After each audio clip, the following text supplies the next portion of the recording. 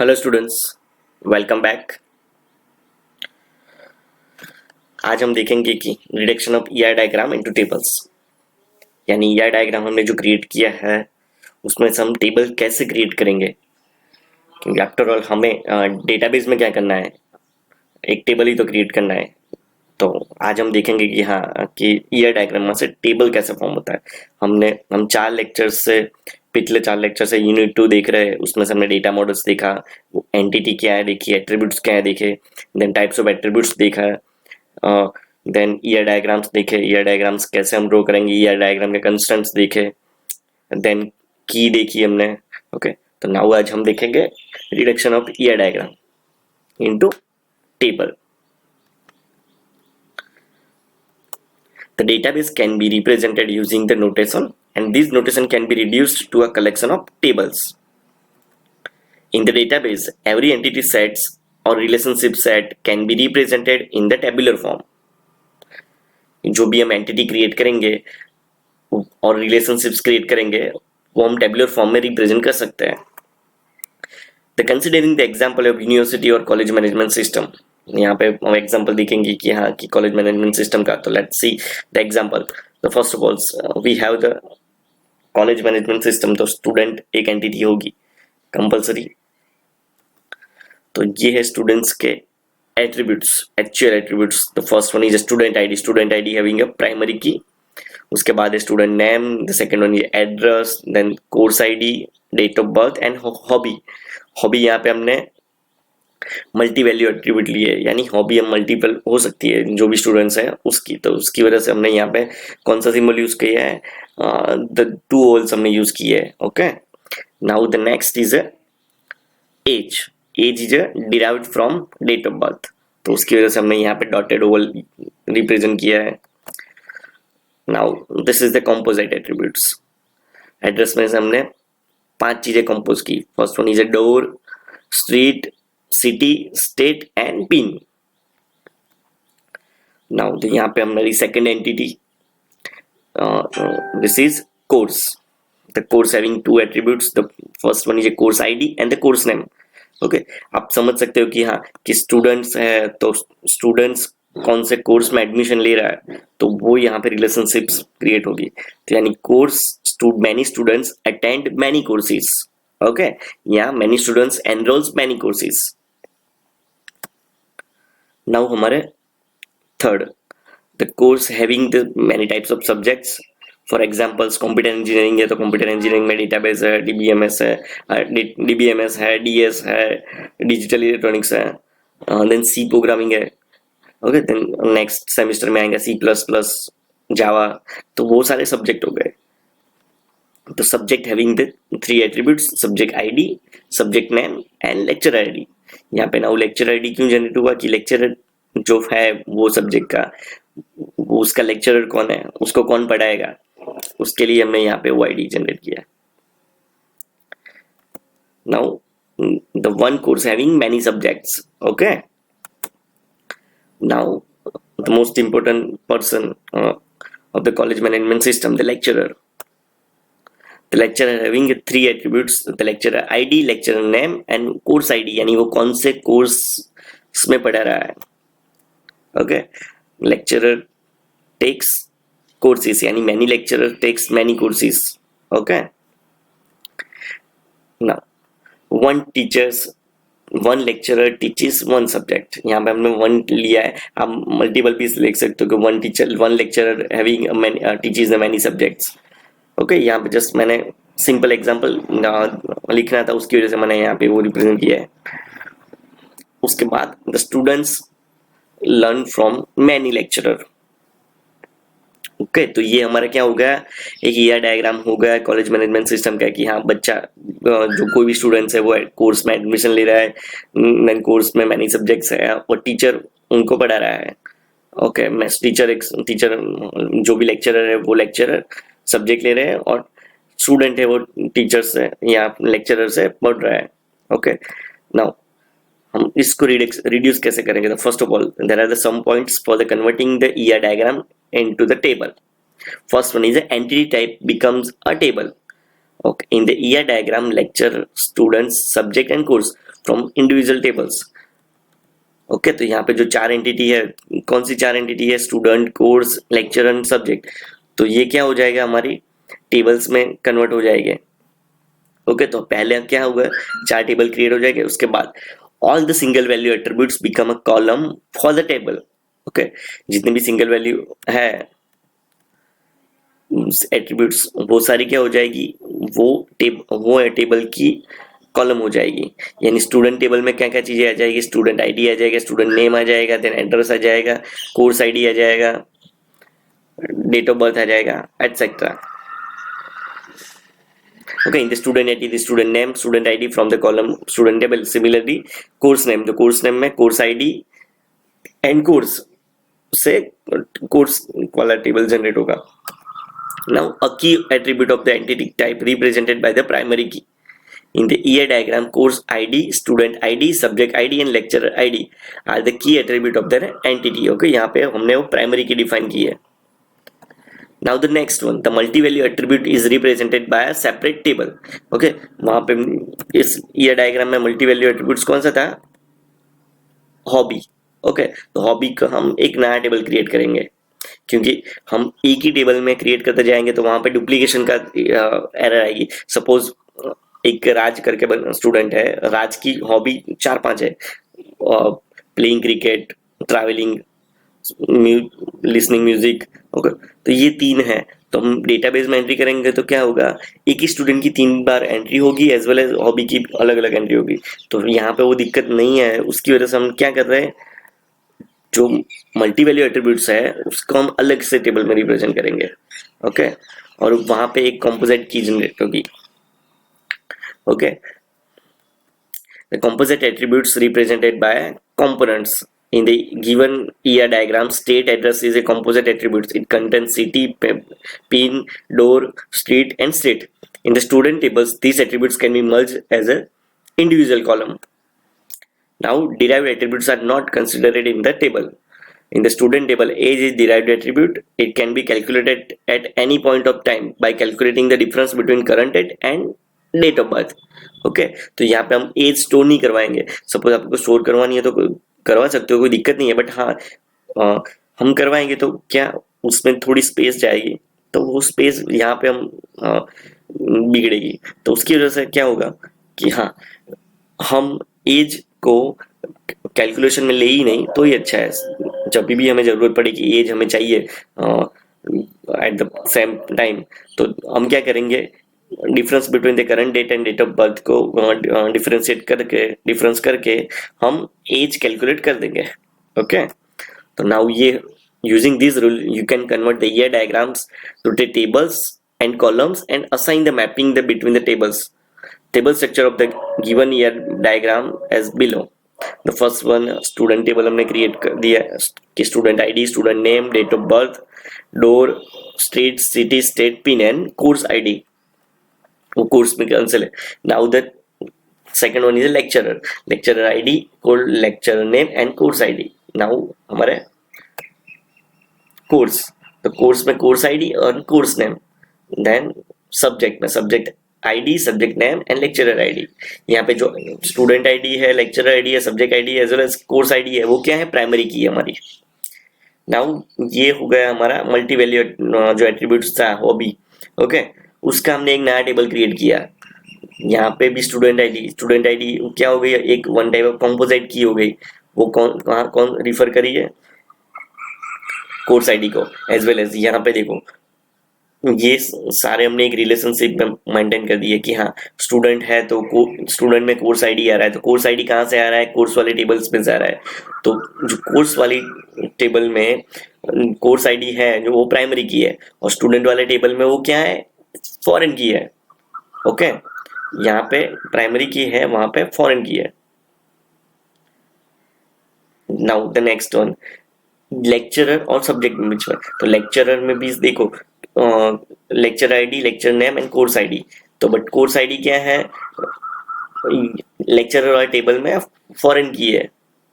And subject में subject ID, subject name and lecturer ID. तो lecturer ID क्या है, उस लेक्चरर वाले टेबल में प्राइमरी की थी, पर यहाँ पे सब्जेक्ट वाले टेबल में ये फॉरेन की कंसिडर कर रहा है।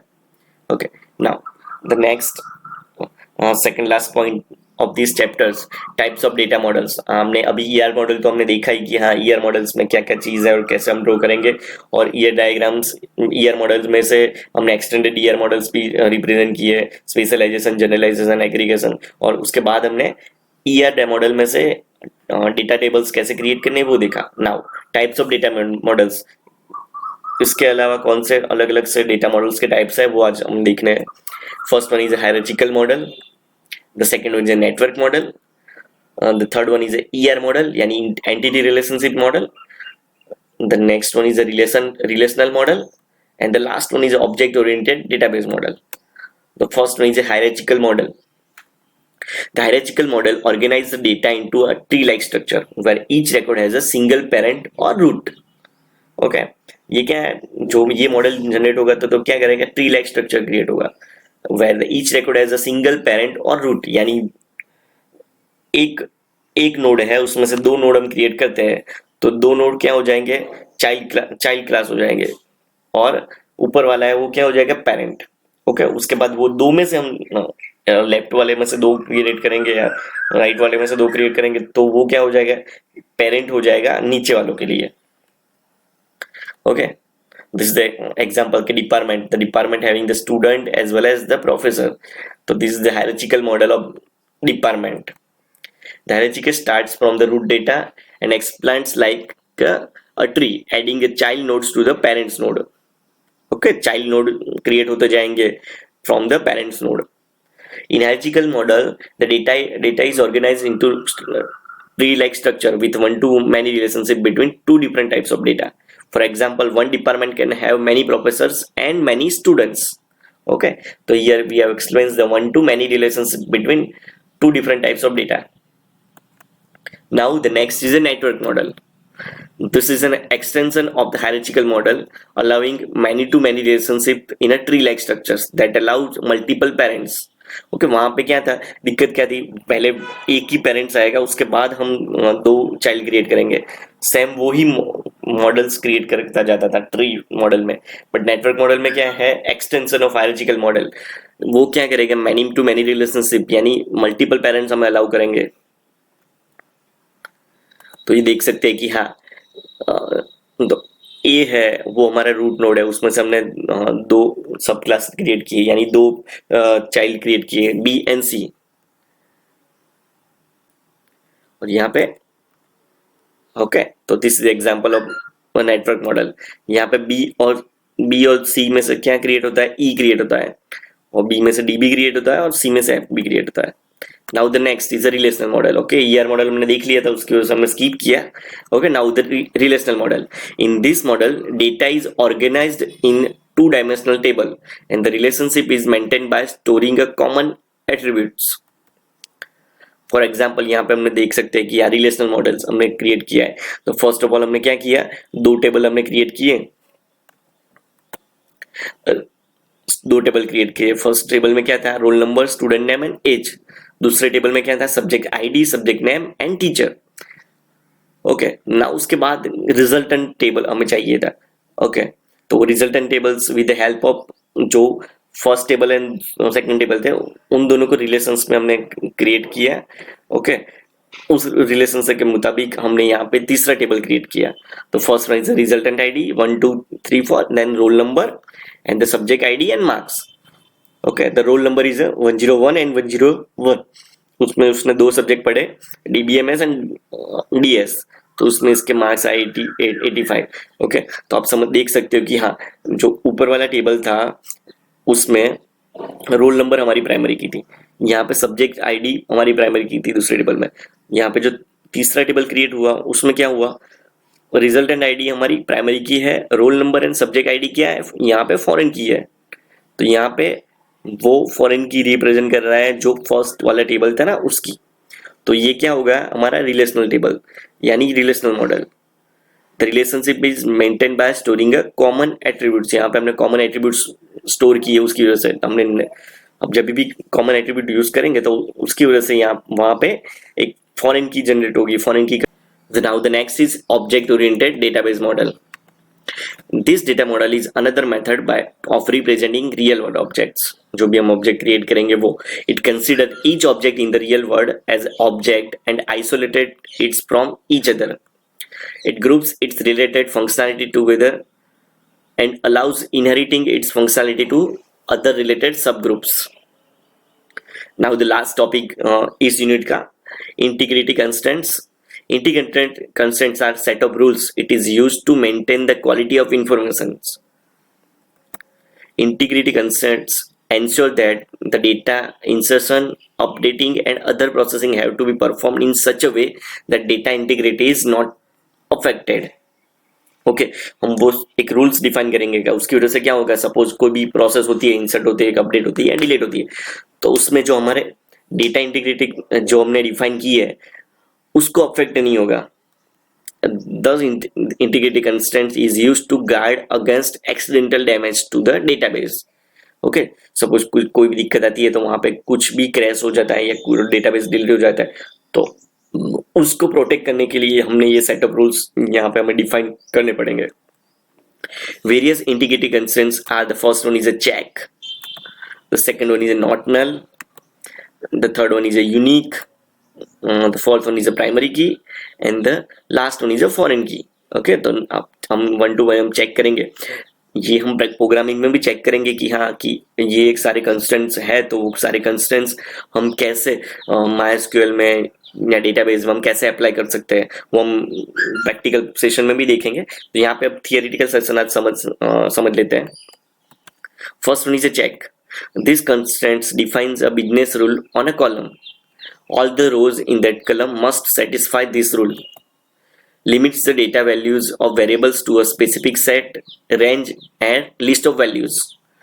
For example कि हाँ कि ये इतनी होनी चाहिए चेक कंडीशन, 10 डिजिट ही होने चाहिए, 10 से ज़्यादा होगा तो वो इंसर्ट ही नहीं कर पाएगा, तो वो चेक का हो जाएगा. The constraints can be applied for a single column or group of columns. Single column को भी अप्लाई कर सकते हैं और ग्रुप ऑफ कॉलम को भी अप्लाई कर सकते हैं. For example value of SPI should between 0 to 10. Okay एक एग्जांपल होगा कि हाँ एसपीआई की वैल्यू कितनी होनी चाहिए, 0 से 10 के बीच में ही होनी चाहिए, उससे ज्यादा भी नहीं होनी चाहिए. तो ये हमने एक स्पेसिफिक रेंज हमने यहाँ पे सेट कर दी. Now not null. These constraints ensure that all rows in the table contains a defined value for the column which is specified as a not null, which means a not null is not allowed. Okay, कोई भी blank data हमें नहीं भेजने देगा. Not null का मतलब ये हुआ. For example name column should not have some value. Okay उसके अलावा एग्जाम्पल कि एनरोलमेंट नंबर है तो हम एनरोलमेंट नंबर एंटर नहीं करेंगे तो वो हमें सबमिट ही नहीं करने देगा, तो वो नॉट नल अलाउ नहीं करेगा. The next one is a unique. These constraints ensure that the column or group of column in each row have a unique value or distinct value. For example यहाँ पे a column can have a null value but the value cannot be a duplicate. Column पे null value हो सकती है but duplicate नहीं हो सकती. ये possibility हो सकती है. For example enrollment number column should have a unique value. Okay हर एक students के अलग अलग enrollment number हो गए. Now the next is a primary key. These constraints defines a column or combination of column which uniquely identifies each row in the table. The primary key is equal to a unique key plus not null. For example, enrollment number column should not have a unique value as well as can't be a null. Okay, तो ये हो गई हमारी primary key. Now foreign key वो क्या करेगा as a reference तरीके से ही लेगा रेफरेंशियल इंटीग्रिटी कंस्ट्रेंट्स. वो क्या कर रहा है जो मेन टेबल की प्राइमरी की है यहाँ पे डिफाइन दूसरे वाले टेबल में हमने यूज की है, तो वो क्या हो जाएगी यहाँ पे फॉरेन की हो जाएगी क्योंकि वो जो आगे वाला टेबल है उसको रिप्रेजेंट कर रही है, रिफर कर रही है. रेफरेंशियल इंटीग्रिटी कंस्ट्रेंट्स और फॉरेन की is specified between two tables.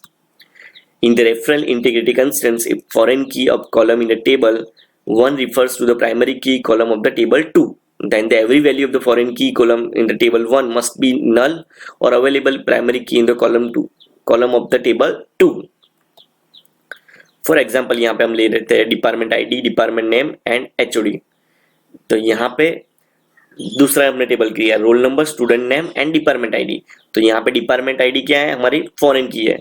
किस टेबल को रिप्रेजेंट कर रही है, प्राइमरी की को, डिपार्टमेंट आईडी को। ओके, तो आपको समझ में आ गया अब आई होप सो कि प्राइमरी की क्या है, फॉरेन की क्या है। Thank you. यहाँ पे आपका चैप्टर यूनिट 2 कंप्लीट होता है। आज शाम तक या कल तक मैं यूनिट 2 के असाइनमेंट के क्वेश्चन दे दूंगा आपको। असाइनमेंट 2 के क्वेश्चंस नेक्स्ट वीकेंड तक आपको सबमिट करवाने हैं। ओके, अब अगर आपको कोई क्वेरी है इस यूनिट की तो आप मुझे मेल या व्हाट्सएप के थ्रू आपके जो भी प्रॉब्लम्स है वो आप मुझे पूछ सकते हो। अदरवाइज हम डाउट सॉल्विंग सेशन में भी आप लोग आ सकते हो। डाउट सॉल्विंग सेशन में भी आप आपके जो क्वेश्चंस हैं वो रख सकते हो। Thank you, have a good day.